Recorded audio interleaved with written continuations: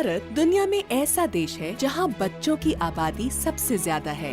इन 40 करोड़ बच्चों में से हर एक बच्चा देश के भविष्य का प्रतिनिधित्व करता है, लेकिन इनमें से बहुतों के सामने बाधाएं मौजूद हैं। भारत के 4% बच्चों का स्कूल में दाखिला ही नहीं होता, 58% प्राइमरी शिक्षा पूरी नहीं करते और 90% पूरी स्कूली शिक्षा नहीं ले पाते। केवल 10% बच्चे ही कॉलेजों और विश्वविद्यालयों तक पहुंच पाते हैं। सूचना के युग में ये आंकड़े बहुत निराश करने वाले हैं। क्या टेक्नोलॉजी के टूल्स भारत के बच्चों को अपने सपनों को सच करने की योग्यता दे पाएंगे? आइए पता लगाते हैं।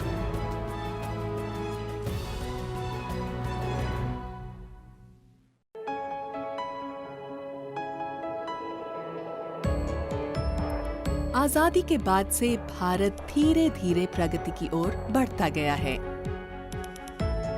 7 दशक बाद ये देश विकासशील और विकसित देश होने के बीच झूल रहा है।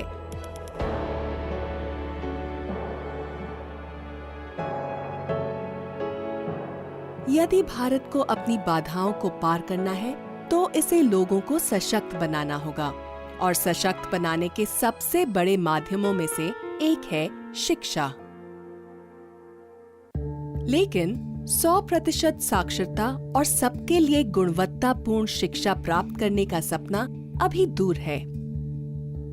भारत के गांवों और दूर दराज इलाकों में विशेष तौर पर पर्याप्त बुनियादी सुविधाओं और प्रशिक्षित अध्यापकों की कमी है। लेकिन कुछ अच्छी खबरें भी आई हैं। पिछले 10 साल में स्कूल में दाखिला लेने वाले बच्चों की तादाद करीब 14% बढ़ी है।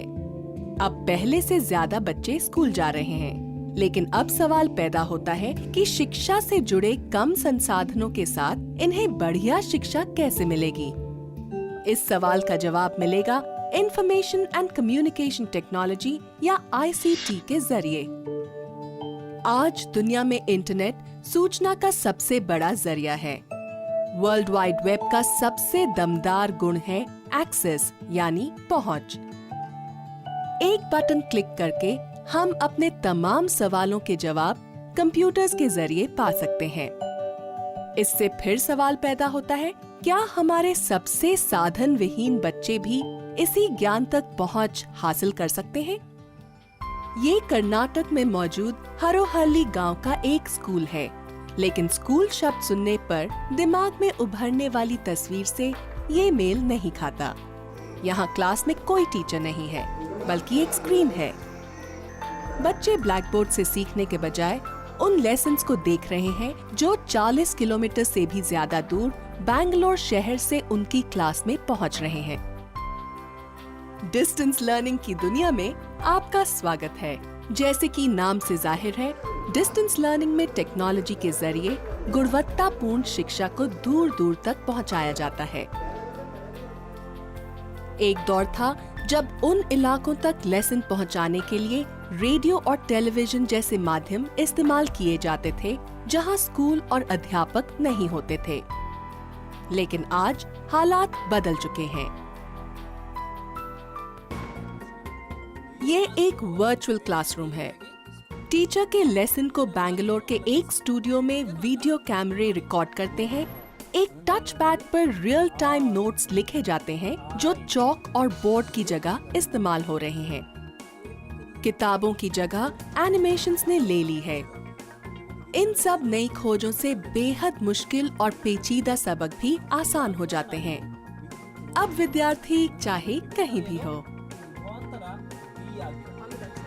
मैं क्लासरूम के बजाय टेलीविजन कार्यक्रमों के जरिए कहीं ज्यादा सीख पाता हूँ। क्लास में बोर्ड पर देखने के बजाय टीवी पर देखना बेहतर है।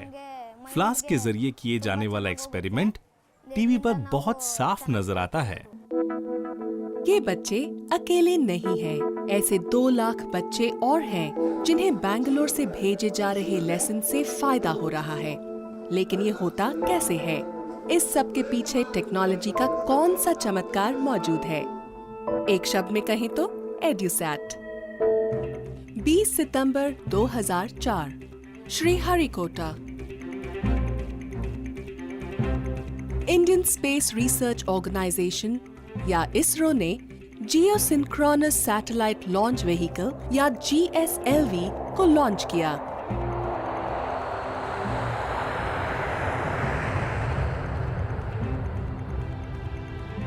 GSLV के साथ करीब 2000 किलोग्राम वजन वाला एक सैटेलाइट भी था।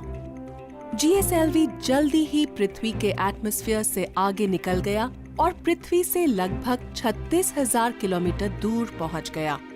फिर इसने सैटेलाइट को ऑर्बिट में पहुंचा दिया। इस सैटेलाइट का नाम था एड्यूसैट और ये भारत की कक्षाओं में एक क्रांति लाने वाला था। एड्यूसैट का काम था बैंगलोर जैसे टीचिंग एंड कहलाने वाले स्टूडियोज से स्कूल और कॉलेज के लेसन्स को अपलिंक करना और उन्हें भारत के 20 राज्यों के क्लासरूम एंड्स यानी कक्षाओं तक पहुंचाना। यहाँ ये लेसन कंप्यूटरों, डिजिटल कैमरों, DVD प्लेयर और टच पैड जैसे चीजों के जरिए क्रिएट किए जाते हैं। लेसन्स को सैटेलाइट पर अपलोड करने के लिए टीचिंग एंड्स मोडेम्स, स्विचर्स और डिश एंटेना का इस्तेमाल करते हैं। एक अकेला अपलिंक्ड लेसन करीब 1000 विद्यार्थियों तक पहुंच सकता है। क्लासरूम एंड के पास लेसन प्राप्त करने के लिए डिश एंटेना, मोडेम्स, वेब कैमरे, माइक, साउंड सिस्टम्स और पर्सनल कंप्यूटर्स होते हैं। एड्यूसैट की वजह से विद्यार्थियों से काफी दूर बैठे अध्यापक भी चंद सेकंड में ही मल्टीमीडिया फाइल्स के तौर पर लेक्चर्स, नोट्स और तस्वीरें भी भेज सकते हैं। ये लेसन मल्टीमीडिया एनिमेशन की शक्ल में होते हैं और इनके जरिए बच्चों को सीखने में ज्यादा मजा आता है। हम बेहतरीन अध्यापक चुनते हैं, उन्हें एक जगह पर लाते हैं, लेसन बनवाते हैं, फिर ये अध्यापक एक लेसन बनाते हैं और इन अध्यापकों में से कोई एक सर्वश्रेष्ठ इसे स्टूडियो से डिलीवर कर देता है। इस तरह अध्यापक न केवल दूर बैठे विद्यार्थियों को पढ़ा पाते हैं, बल्कि विद्यार्थी भी सवाल पूछ पाते हैं और अपनी शंकाएं दूर कर पाते हैं। हम जब टीचर की बात सुनते हैं तो करीब 75% समझ पाते हैं। बाकी 25% लेसन हम एनिमेशन के जरिए समझ लेते हैं, यानी हम 100% बात समझ पाते हैं। डायग्राम बोर्ड पर बनाए जाते हैं, लेकिन इस तरह हम उन्हें रंगीन एनिमेटेड तस्वीरों और डायग्राम की तरह देख पाते हैं, जिससे बहुत मदद मिलती है। भारत में जिस तरह डिस्टेंस लर्निंग की जाती है, एड्यूसैट ने उस तरीके को बदल दिया है। इंफॉर्मेशन और कम्युनिकेशन से जुड़ी टेक्नोलॉजीज ने इस देश के बच्चों के लिए उम्मीद के एक नई किरण पैदा की है। आज ये देश के सबसे कम सुविधा संपन्न क्षेत्रों में भी प्राइमरी और सेकेंडरी स्कूल एजुकेशन तक पहुंच मुहैया करा रहा है। लेकिन उन बच्चों के बारे में क्या कहा जाए जो हायर स्टडीज या प्रोफेशनल शिक्षा पाना चाहते हैं? Indian institute of technology Bharat के बेहतरीन इंजीनियरिंग कॉलेजों में से एक है। इसके मुंबई कैंपस के इन बड़े बड़े कमरों में भारत के कुछ सबसे प्रतिभाशाली विद्यार्थियों को शिक्षा दी जाती है। लाखों विद्यार्थी IIT में पढ़ने की ख्वाहिश रखते हैं, लेकिन 10,000 से कम ही यहाँ पहुँच पाते हैं। यानी जो बच्चे देश के बेहतरीन प्रोफेसरों से नहीं पढ़ पाते, उन्हें ये विशेषाधिकार हासिल नहीं हो पाता है। लेकिन जैसा कि एक IIT प्रोफेसर को लगा, ऐसा नहीं होना चाहिए। इस देश में 37 करोड़ 10 लाख नागरिक ऐसे हैं जिनकी उम्र 14 साल से कम है। 10 करोड़ 60 लाख बच्चों की उम्र 6 साल से भी कम है। सामान्य स्कूलों और कॉलेजों के जरिए इन सभी लोगों तक पहुंच बनाना संभव नहीं है, तो इसके लिए आपको हर संभव तरीका अपनाना होगा। और टेक्नोलॉजी ही वो अकेला तरीका है जिसके जरिए इतने बड़े स्तर पर इतनी अच्छी क्वालिटी की शिक्षा दी जाती है। प्रोफेसर दीपक पाठक IIT मुंबई में department of computer science and engineering में पढ़ाते हैं। वो सिर्फ क्लासरूम में ही नहीं, बल्कि रिकॉर्डिंग स्टूडियोज में भी क्लास लेते रहते हैं। Welcome to the first week of the T10KT workshop on effective mentoring of online students in computer programming. I hope by now you are registered and you have a login ID for the course Moodle as well as a login ID for the IIT Bombay X platform. Professor internet के जरिए चलने वाले एक online education platform के लिए भी अपना योगदान देते हैं। ये प्लेटफॉर्म किसी भी ऐसे विद्यार्थी को बेहतरीन शिक्षा मुहैया कराता है जिसकी पहुंच वर्ल्ड वाइड वेब तक है। इस प्लेटफॉर्म को प्रेरणा मिली है मूक यानी मैसिव ओपन ऑनलाइन कोर्सेज से। इस कॉन्सेप्ट को हार्वर्ड और MIT जैसी यूनिवर्सिटी बनाती है। ये कोर्स कुछ बेहतरीन प्रोफेसर्स ने डिजाइन किए थे और ये दुनिया के किसी भी हिस्से में हजारों विद्यार्थियों के लिए मुफ्त में उपलब्ध है। उन्हें बस चाहिए एक इंटरनेट कनेक्शन और एक लैपटॉप। भारतीय विद्यार्थियों की जरूरतों को ध्यान में रखते हुए प्रोफेसर पाठक मूक मॉडल को एक कदम और आगे ले गए। उनकी टीम ने एक ऐसा ऑनलाइन लर्निंग प्लेटफॉर्म डिजाइन किया है जो क्लासरूम की पढ़ाई का मेल कराता है ऑनलाइन कोर्सेज के साथ। Yeah, and also we will be circulating the minutes of that meeting. इस कोर्स में वीडियो लेक्चर, ऑनलाइन डिस्कशंस और असाइनमेंट शामिल होते हैं, बिल्कुल मूक की तरह। Surveying, civil engineering. लेकिन यहाँ फर्क ये है कि विद्यार्थियों को ऑनलाइन लर्निंग भी हासिल होती है और क्लासरूम के सेशन भी। हम ब्लेंडेड मॉडल में अध्यापकों को नियमित क्लासेस लेने के लिए कहते हैं। फर्क ये होता है कि लेक्चर डिलीवर करने में वक्त बर्बाद करने की बजाय प्रॉब्लम के हल पर विचार विमर्श होता है और डिस्कशन सेशन वगैरह होते हैं। इस तरह के ऑनलाइन शैक्षिक प्लेटफॉर्म्स के जरिए ज्ञान को और बढ़ाने की असंख्य भावनाएं उपलब्ध होने लगती हैं। विकास से जुड़े भारत के सबसे बड़े उद्देश्यों में से एक है सभी विद्यार्थियों को शिक्षा का अधिकार मुहैया कराना, न सिर्फ स्कूलों में बल्कि शिक्षा के उच्च संस्थानों में भी। और पिछले दशक में इसी क्षेत्र में इंफॉर्मेशन एंड कम्युनिकेशन टेक्नोलॉजी या ICT ने काफी प्रगति की है।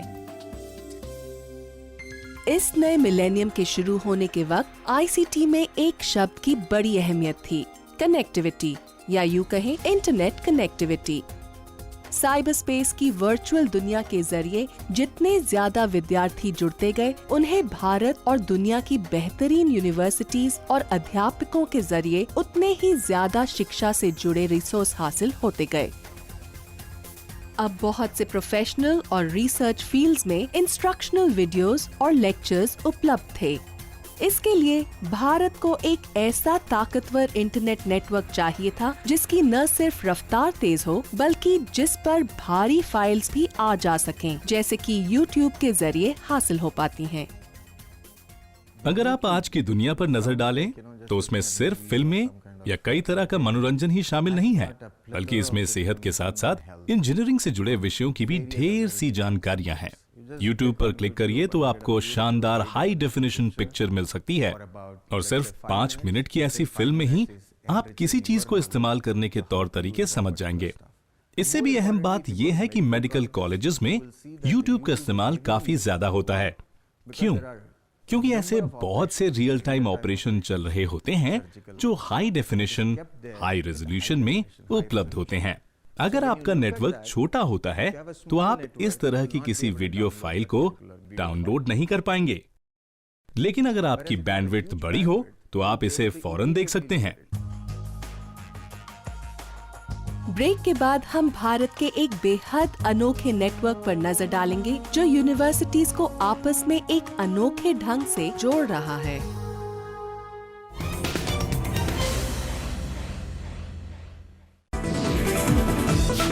आने वाले बजट में रेलवे में क्या क्या मिल सकती हैं सुविधाएं, देखिए अर्थनीति शनिवार शाम 7:30 बजे राज्यसभा टीवी पर।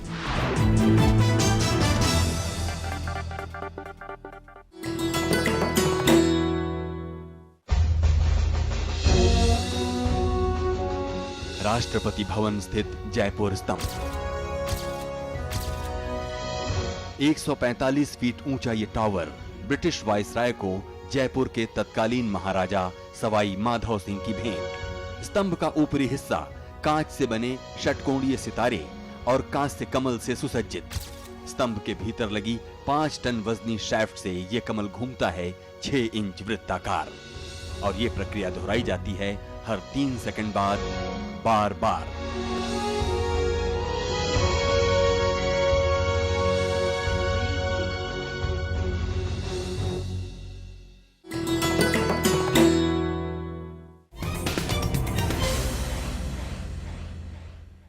2009 में भारत में नेशनल नॉलेज नेटवर्क या NKN की शुरुआत हुई ताकि हाई स्पीड कनेक्टिविटी उपलब्ध कराई जा सके।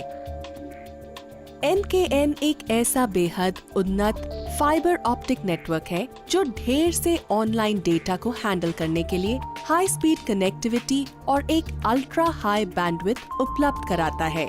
इसमें टेक्स्ट, ऑडियो और वीडियो शामिल होते हैं। नेशनल नॉलेज नेटवर्क को गवर्नेंस, उच्च शिक्षा और वैज्ञानिक बिरादरी की मांगों को पूरा करने के लिए बनाया गया था। आज हमारे पास एक ऐसा नेशनल नॉलेज नेटवर्क है जिसकी क्षमता कई गीगाबिट की है। ये पूरे भारत में उपलब्ध है। ये हर राज्य के तमाम जिलों में है। बस इसकी पहुंच अंडमान निकोबार और लक्षद्वीप जैसे द्वीपों तक नहीं है। हम कोई ऐसा तरीका ढूंढने की कोशिश कर रहे हैं कि इन्हें भी जोड़ा जा सके। लेकिन अगर टेरेस्ट्रियल नेटवर्क की बात की जाए तो सब इलाके आपस में जुड़े हुए हैं, और वो भी एक बहुत बड़े नेटवर्क के साथ। आज NKN के साथ 1400 से ज्यादा शैक्षिक, विज्ञान और प्रौद्योगिकी से संबंधित संस्थान जुड़े हैं और इनकी संख्या बढ़नी ही है। एक कॉमन नेटवर्क फ्रेमवर्क मौजूद है और इस फ्रेमवर्क का इस्तेमाल सभी समुदाय कर सकते हैं, और ये प्रमुख समुदाय हैं। इसका लाभ उठाने वालों में बहुत से संस्थान हैं, जैसे कि सारे IIT, NIIT, तमाम IIM, सारी सेंट्रल यूनिवर्सिटी, स्टेट यूनिवर्सिटीज, कृषि यूनिवर्सिटीज। यानी इसके साथ हर तरह के लोग जुड़े हैं। यानी विज्ञान की कामयाबी के लिए जो गठजोड़ जरूरी होता है वो आज मुमकिन है। तो आखिर NKN की कनेक्टिविटी की रीढ़ कितनी मजबूत है? आइए इंटरनेट के एक आम घरेलू यूजर के साथ इसकी तुलना करें, जिसे प्रति सेकंड सिर्फ करीब 40 मेगाबिट्स या करीब 0.005 गीगाबिट्स मिलते हैं। NKN के यहाँ 10 Gbps या गीगाबिट्स प्रति सेकंड के मल्टीपल्स में स्पीड उपलब्ध होती है। इसका मतलब है कि पूरे भारत के संस्थानों में विद्यार्थियों को कम से कम 1 Gbps की स्पीड तो मिलती ही है। देखिए, आज कनेक्टिविटी को तो एक सामान्य सी बात माना जाता है, तो इसके नतीजे में अगर आप किसी सेंट्रल यूनिवर्सिटी या IIT में किसी प्रोफेसर से बात करते हैं तो वो जानते हैं कि कनेक्टिविटी मौजूद है और कनेक्टिविटी स्केलेबल है। मिसाल के लिए हमने IIT खड़गपुर या किसी दूसरी IIT के लिए शुरुआत 1 गीगाबिट से की थी, और आज उन सब की कैपेसिटी 1.5 से भी ज्यादा हो चुकी है। उनमें से एक तो 2.5 को भी क्रॉस कर चुकी है। हम इसे बढ़ाकर 10 गीगाबिट्स तक करने की कोशिश कर रहे हैं। NKN के पास इतनी जबरदस्त स्पीड और बैंडविड्थ मौजूद हैं जो बहुत ज्यादा डेटा हैंडल कर सकती है। इसके अलावा NKN अपने सभी संस्थानों को इनसे भी जोड़ता है। EduSat, जिनीवा में CERN में मौजूद global knowledge networks, virtual labs जहां भारतीय विद्यार्थी पूरी दुनिया में मौजूद मशीनों तक पहुंच बना सकते हैं और उन्हें दूर से ही ऑपरेट कर सकते हैं, डिजिटल लाइब्रेरीज जैसे स्पेशल ऑनलाइन सेवाएं और एक हाई स्पीड सीमलेस नेटवर्क के जरिए वर्ल्ड वाइड वेब के साथ NKN का संबंध। पूरे भारत में NKN के ऐसे कंट्रोल सेंटर हैं जो 24 घंटे 7 दिन काम करते हैं। एक कंट्रोल सेंटर नेटवर्क की निगरानी करते हुए ये सुनिश्चित करता है कि सब कुछ ठीक ठाक चलता रहे। कंट्रोल सेंटर किसी गड़बड़ी पर भी नजर रखता है और स्क्रीन पर इसके नजर आते ही इसका इलाज कर देता है। आज के दौर में इस तरह की टास्क फोर्स होना बहुत जरूरी है, जब साइबर सिक्योरिटी की चिंता लगातार बढ़ती जा रही है। अब 30 या 20 साल पहले वाला माहौल नहीं है, जब एक छोटा सा वायरस पहले अमेरिका में पनपता था और फिर भारत तक पहुंचने में उसे 24 से 30 घंटे लग जाते थे। ये बात तो 25 साल पहले की है। आज तो अगर वहाँ कुछ भी होता है तो कुछ ही सेकंडों में यहाँ भी हो जाता है। यानी नेटवर्क पर इसका असर बहुत तेजी से होता है, क्योंकि सभी आपस में बखूबी से जुड़े हुए हैं। इसलिए हमें इस चीज पर बहुत चौकन्ने रहकर नजर रखनी होती है, और यही वजह है कि हमने ये कंट्रोल सेंटर बनाया। हमारे पास एक SOC है ताकि हम किसी भी तरह की असामान्यता पर लगातार नजर रख सकें, और यूजर्स की कॉल आती है तो उनकी समस्याएं सुलझाने में उनकी मदद कर सकें। नतीजा ये निकला कि आज भारतीय विद्यार्थी विज्ञान से जुड़ी गंभीर शोध में सुरक्षित ढंग से हिस्सा ले सकते हैं। जम्मू कश्मीर पंजाब और रांची के विद्यार्थी LHC में पार्टिकल फिजिक्स से जुड़ी बेहद उन्नत शोध में अपना योगदान दे सकते हैं। मटेरियल साइंटिस्ट पूरी दुनिया की लैब्स में एक्सपेरिमेंट कर सकते हैं और वो भी भारत में बैठे बैठे। रिसर्चर आज चंद्रयान की खोज के नतीजे डीकोड करने के लिए आपस में जुड़ सकते हैं। साथ ही IIT के अलग अलग कैंपसेस में बैठे उभरते इंजीनियर पेचीदा कॉन्सेप्ट्स के बारे में डिस्कशन कर सकते हैं। NKN की अनोखी सोच की वजह से ही 2 मेगाबिट्स पर सेकेंड से ज्यादा या 10 मेगाबिट्स की स्पीड हासिल की जा सकी है और सरकार के लिए इस खर्च को उठाना काफी सस्ता पड़ेगा। NKN पूरी दुनिया के सबसे बड़े रिसर्च संस्थानों में से एक है। हम किसी स्कूल, कॉलेज या यूनिवर्सिटीज को किस नजर से देखते हैं, ICT ने उसमें बहुत बड़ा बदलाव किया है। लेकिन शिक्षा तभी वाकई सशक्त बना सकती है जब ये सिर्फ पहुंच तक ही सीमित ना हो। इसे उच्च गुणवत्ता वाली भी होना चाहिए। तो ICT हमारे बच्चों के लिए उच्च गुणवत्ता वाली शिक्षा कैसे सुनिश्चित करेगी? जानिए ब्रेक के बाद।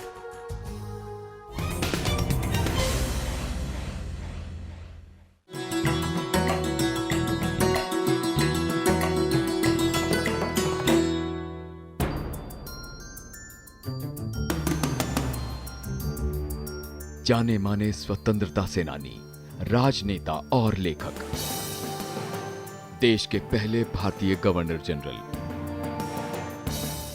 राजा जी के नाम से मशहूर चक्रवर्ती राजगोपालाचारी, तमिलनाडु के थोरापल्ली गांव में 10 दिसंबर 1878 को जन्म। शुरुआती पढ़ाई होसूर, बंगलुरु में। प्रेसिडेंसी कॉलेज मद्रास से कानून की पढ़ाई। आजादी की लड़ाई में महात्मा गांधी के साथ। कांग्रेस से अलग हुए और स्वतंत्र पार्टी बनाई। मद्रास प्रेसिडेंसी के प्रमुख, पश्चिम बंगाल के राज्यपाल, गृह मंत्री और तत्कालीन मद्रास राज्य के मुख्यमंत्री भी रहे।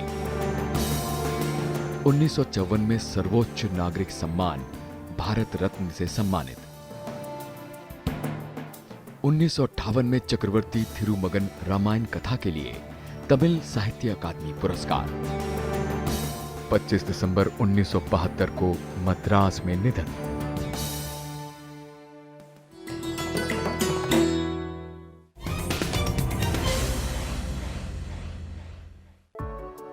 इस तरह के क्लासरूम भारत के भविष्य को दर्शाते हैं। सिर्फ इसलिए नहीं क्योंकि ये बच्चे कल के नागरिक होंगे, बल्कि इसलिए भी कि भविष्य में उनके हाथ में शिक्षा से जुड़े ये औजार होंगे। ये tablet devices touch screen technology वाले हैं। इन्हें इस्तेमाल करना इतना आसान है कि छोटे बच्चे या कंप्यूटर से अपरिचित लोग भी इनका इस्तेमाल कर सकते हैं। हल्का सा प्रेशर देने भर से हम कोई भी सूचना पा सकते हैं। ज्यादातर टच स्क्रीन्स की ऊपरी परत लचीली होती है, जो बिजली की एक बढ़िया कंडक्टर होती है। इसके ठीक नीचे स्पेसर की भूमिका निभाने वाली एक इंसुलेटिंग परत होती है। इसके बाद कंडक्टिंग ग्लास की भी एक परत होती है। जब हम स्क्रीन दबाते हैं तो 2 कंडक्टिंग परतें आपस में जुड़कर एक सर्किट पूरा करती हैं, जो कंप्यूटर को इलेक्ट्रिक इम्पल्सेस भेजता है। ये सरल सा आइडिया ही इंटरैक्टिव टीचिंग लेसन्स का आधार है। हमें नई चीजें सीखनी होती हैं, तो इसके लिए टेक्नोलॉजीज चाहिए। मिस हमें बोर्ड पर पढ़ाती हैं, लेकिन टैब्स हमें काफी मजेदार लगते हैं। हम जानते हैं इन्हें कैसे चलाया जाए। हम इनसे सीखते हैं। ये टीचर के लेसन से अलग तरह के होते हैं। 60 या 40 बच्चों की क्लास में टीचर हर बच्चे के लेवल को नहीं जानता है। टेक्नोलॉजी इस डेटा को इकट्ठा करने की भूमिका निभा रही है। तो जब हर बच्चा एक टेक्नोलॉजी स्टेशन जाता है, वहाँ टेस्ट देता है या कोई वीडियो देखता है, तो कुछ न कुछ आंकड़े ऐसे मिलते हैं जो बताते हैं कि उन्होंने क्या कुछ सीखा और क्या उन्होंने जो सीखा वो अलग तरह से सीखा। टेक्नोलॉजी टूल्स सिर्फ बच्चों की मदद ही नहीं कर रहे हैं, वो तो टीचर ट्रेनिंग को भी बेहतर बना रहे हैं। अगर शिक्षा की बात करें तो क्लासरूम या टीचर का कोई विकल्प नहीं हो सकता, लेकिन पारंपरिक तरीके धीरे धीरे बदल रहे हैं। आईसीटी जब सबसे उत्तम टीचिंग एड बन जाएगा तो भारत अपनी अगली पीढ़ी को सबसे महत्वपूर्ण टूल के जरिए सशक्त बनाने की उम्मीद कर सकेगा। ये है गुणवत्तापूर्ण शिक्षा।